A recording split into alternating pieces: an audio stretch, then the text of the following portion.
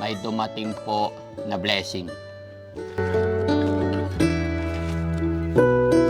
Dahil isa na namang pamilya ang mababago natin. 1, 2, 3, 4, 5, 6, 7, 8. Tapos ito 30. So sa makatwid, ito po ay nagkakahalaga ng...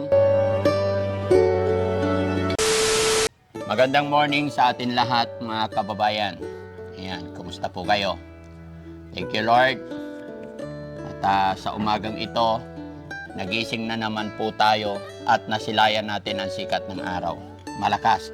Nawa ay tuloy-tuloy ang mga blessing at biyaya na darating sa atin lahat mga kababayan. Mga kababayan, mayroon lang po ako ipapakita sa inyo dahil sa araw na ito may dumating po na blessing po.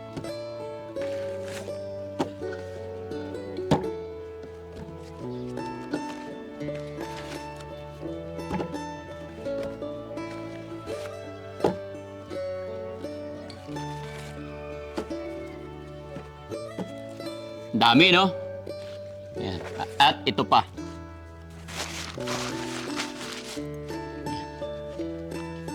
One, two, three, 4, 5, 6, 7, 8.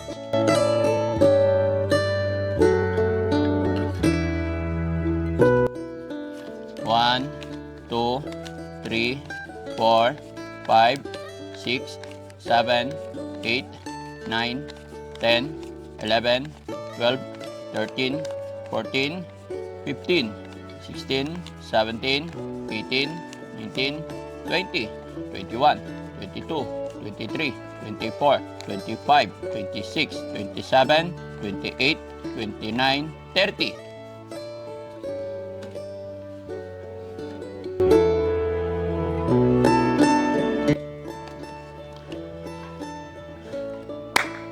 Sarap sa pakiramdam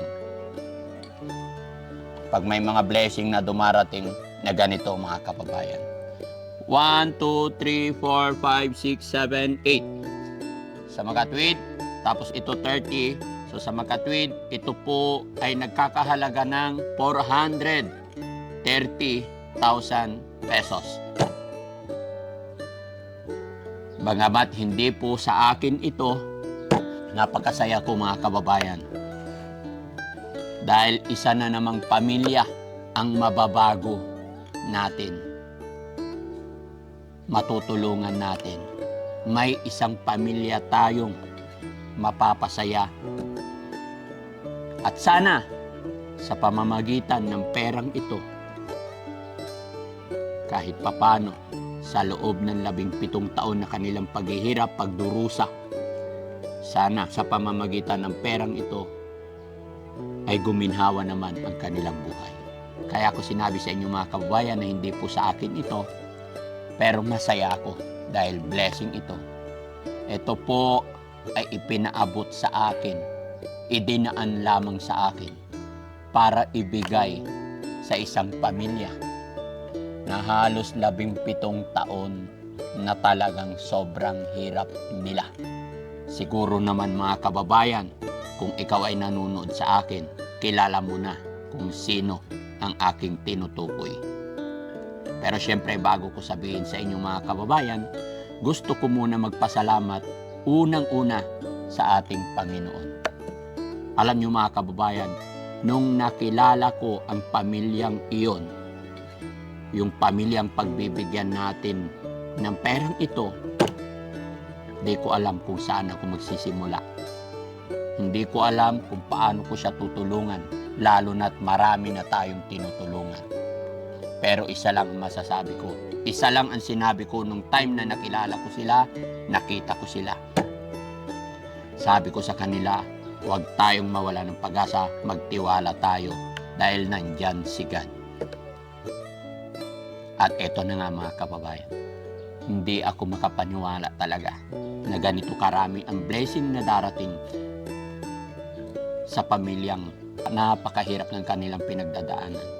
Kaya pag si God talaga ang gumawa ng paraan, si God talaga ang kumilos, walang imposible.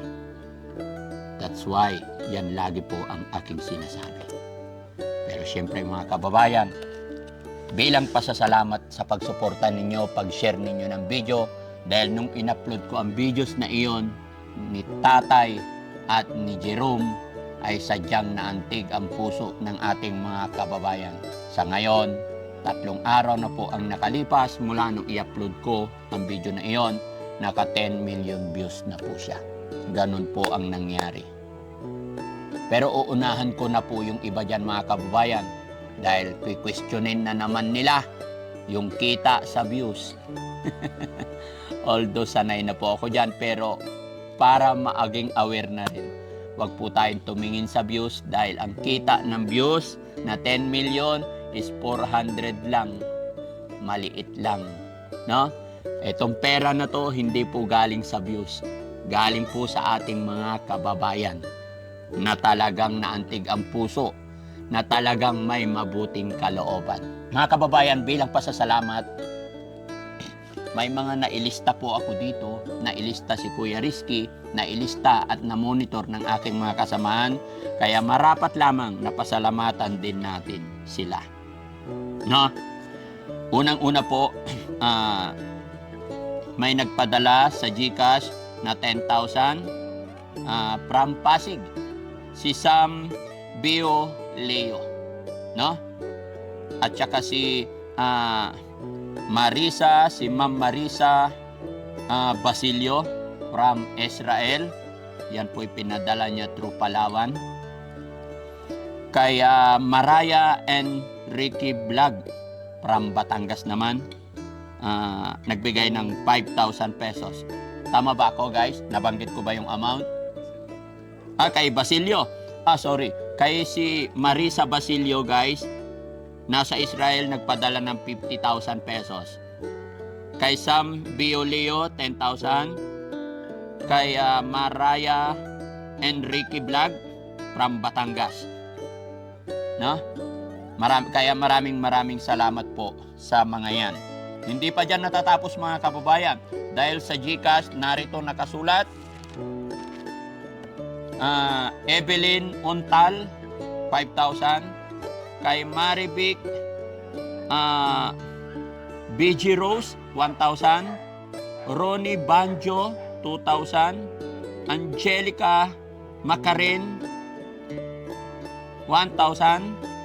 Nisiha Sibana, 1,000. Janet Ladia, 2,500. Choco Pronda, 1,000. Gina Gigintuan, 200. Yoshinobu Yoko, 100. Silio Gilborn, 200. Jesser Bostos Dison, 285. Rivera Kathleen, 200. Wilson Lonesca Colena, 100. 1,000.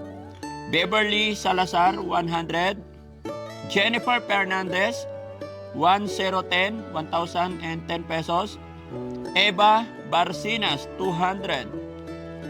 Anka Pudladon, 350 pesos. James Israel, 500. Mary Rose Lerionte, Liorente, 200. Eunice May Maringinsay, 100. Ivan Liberato, 100 pesos. Romel Pong Cristobal, 100. And Annette David, 150 pesos. Bebelin, 100 pesos. Cristino Tribua, 100 pesos. Pay Santos, 500 pesos.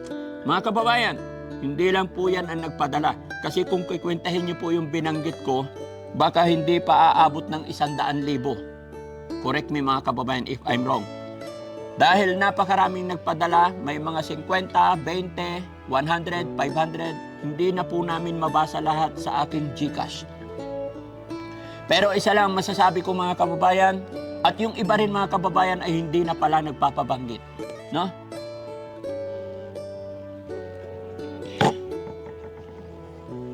Ang masasabi ko lang mga kababayan, kahit hindi ko po kayo nabanggit lahat, ang mahalaga ay nandito lahat.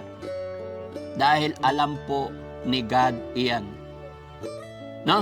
Kaya sa lahat po ng nagpaabot nito, hindi ko man kayo mabanggit lahat.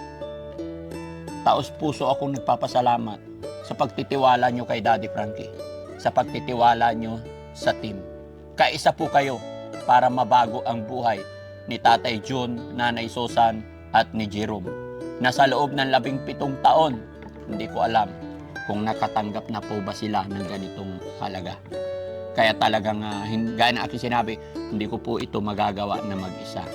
At naniniwala rin po ako na mas makakatulong talaga tayo kung sama-sama tayo. Gaya na lamang po ng nangyari ngayon na hindi ko inaasahan. Kaya mga kababayan, maraming salamat sa mga nagpadala sa atin. Uulitin ko po, kay Sam Biolio, 10,000, kay Marisa Basilio ng Israel, at kay Maraya and Ricky Vlog. Shout out sa iyo, Maraya, Ricky Vlog. Nagbablog din po itong mga to, nagcha-charity din sila. Kaya sana magkita-kita tayo mga kababayan, no? At samahan nyo rin ako mga kababayan. Dahil sa araw na ito, ibibigay po namin kila tatay para masimulan na nila yung gusto nilang gawin sa perang ito. At ipag-pray natin mga kababayan na sana i-bless ni Lord ang perang ito na mapunta sa maayos. Na ito ay simula ng kahit papano'y gumaan ang kanilang buhay. Napakaraming blessing nito mga kababayan.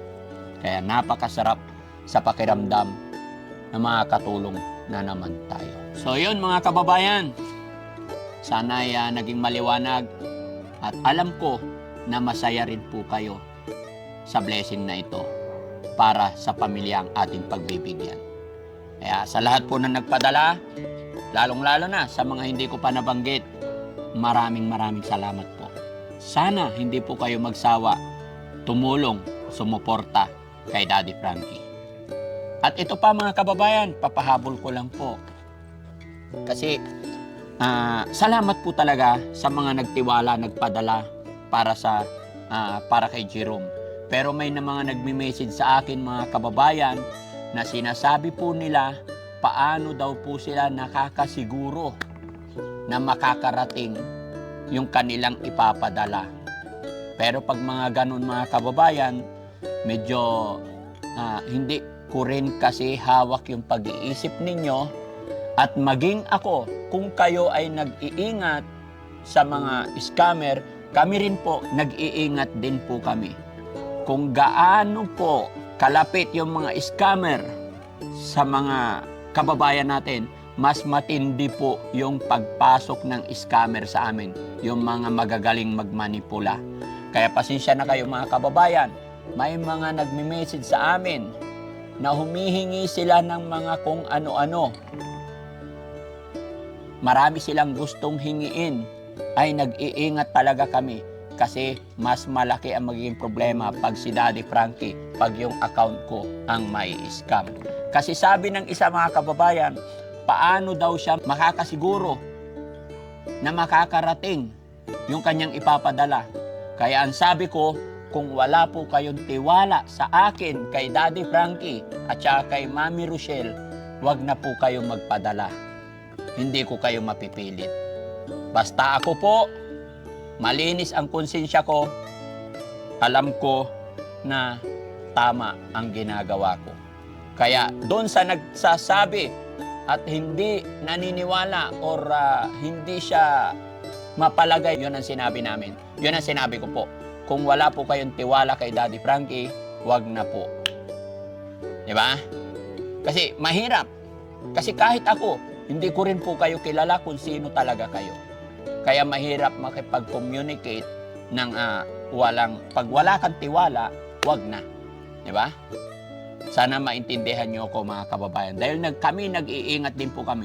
Hindi po kami pwedeng magbigay ng mga internal information, lalong-lalo na sa mga regarding sa akin, sa asawa ko, sa mga address, hindi po basta-basta at hindi ganun kadali yun. Pero ang masasabi ko lang, kung nanonood po kayo kay Daddy Frankie at kilala nyo naman na ang aking asawa na si Aling Rochelle, siguro naman ay mababawasan ang inyong pagdadaw. Gaya na aking sinabi mga kababayan, hindi ko po kayo mapipilit dahil karapatan nyo yan. Pero may karapatan din si Daddy Frankie para i-secured ang aking account dahil marami po tayong gustong tulungan. Maraming salamat po. Mga kababayan, samahan nyo po kami sa araw na ito. Samahan nyo po kami at pupunta kami ngayon sa pamilya ni Tatay John, Nanay Susan. Nawa, i-bless ni Lord na maging maayos ang lahat. Thank you so much. Magandang morning, magandang umaga, magandang gabi sa lahat ng nakakapanood ng bidyong ito, saan man po kayo naroroon. Mabuhay po tayong lahat. God bless po.